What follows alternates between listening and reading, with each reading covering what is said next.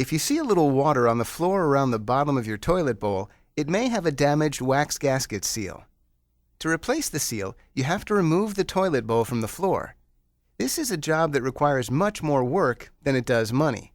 In fact, all you'll need to buy is a replacement wax seal and a small tub of plumber's putty.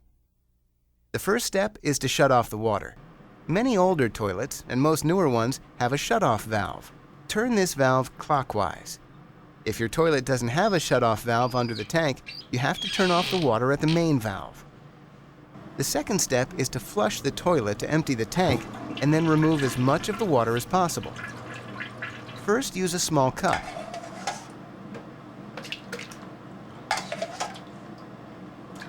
And then sop up the rest with a sponge. Don't worry, tank water is relatively clean, but you'll want to wash your hands after you're done. For step 3, place a pan under the shutoff valve to catch any dripping water, and then use a wrench to disconnect the riser tube. This brings the fresh water to the tank.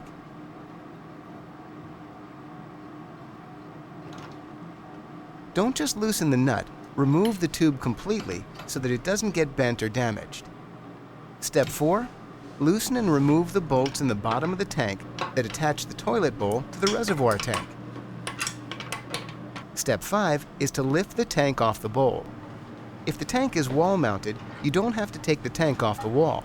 Simply remove the wide pipe leading from the tank to the bowl. On each side of the base of the toilet bowl are the nuts that are usually hidden by decorative caps that hold the bowl to the floor.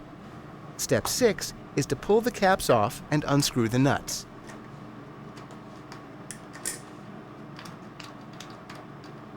Even with the nuts removed, the putty along the bottom of the bowl and the leaking wax ring still form a strong bond. You may need help for step 7. Gently rock or tilt the bowl back and forth until the seals loosen enough that you can remove the bowl. Don't hit the bowl or try to pry it off the floor with a large screwdriver because you may chip or crack the bowl. Step 9 is to thoroughly clean off all putty and wax from the bowl, the waste pipe, and the floor. Be sure that the floor is clean and dry as well. For step 10, insert the new wax ring over the waste pipe and apply a new 1-inch wide band of putty under the outer perimeter of the bowl rim. Step 11, lift the bowl, position it over the opening, and gently lower it down. Apply pressure in a rocking or circular motion to push the bowl down fully. The bowl must squeeze the wax ring and putty for good adhesion. Keep pushing the bowl down until it rests firmly on the floor. Now reattach the nuts to the floor bolts and replace the decorative caps. For step 12, reattach the reservoir tank or connection pipe and connect the water supply line to the tank or shutoff valve.